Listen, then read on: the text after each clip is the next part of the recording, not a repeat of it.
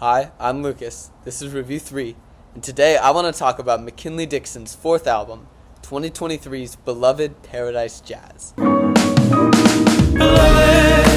Paradise Jazz. Beloved Paradise Jazz. McKinley Dixon is a rapper from Richmond, Virginia, who has released 5 albums to this date. He actually released another fantastic record in June this year with Magic Alive, but I think this album is just a little bit better and more representative of his style. The best classification for McKinley as an artist is definitely jazz rap, but that certainly doesn't make his music inaccessible or boxed in. I often think of jazz rap as having unstructured and meddling beats, which can definitely work, but they aren't always catchy or easy to get into. However, this isn't the case for this album. There's a lot of contrast in these instrumentals, from grand orchestral songs to these grimy, aggressive cuts, but they all share a more accessible tone.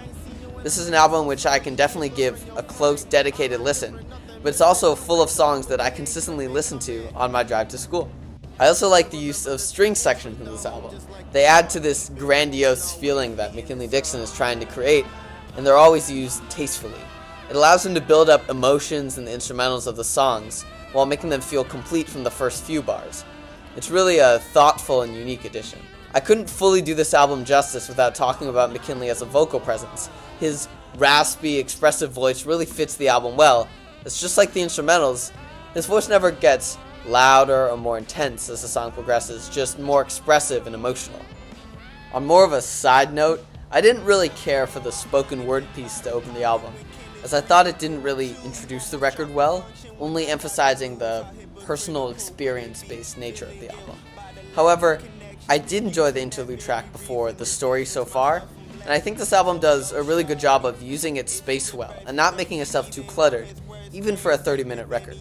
Some highlights for me include Run Run Run, which is the poppiest track in the album, Mezzanine Tipping, which gives a more abrasive and straightforward context compared to the rest of the record, and the outro title track, which has this awesome guest vocalist and a really well-used group of children singing along to the chorus. It doesn't feel cheesy at all, more conclusive, and I think McKinley also delivers one of his best verses on this track. However, my favorite track has to be Live from the Kitchen Table, which is where Dixon gets his most personal and outward with the motivations behind the song. He talks about struggles his family members have, and how he feels he has to distance himself from them because of these struggles, but also that he feels concurrent guilt for choosing himself over his family. It's accompanied by this extremely emotional, wailing saxophone solo that just does its thing as he progresses through the song, and overall it's a really touching, captivating track. For an album as short as it is, coming in at 10 songs and only 28 minutes, Beloved certainly feels like a complete, well-thought-out project.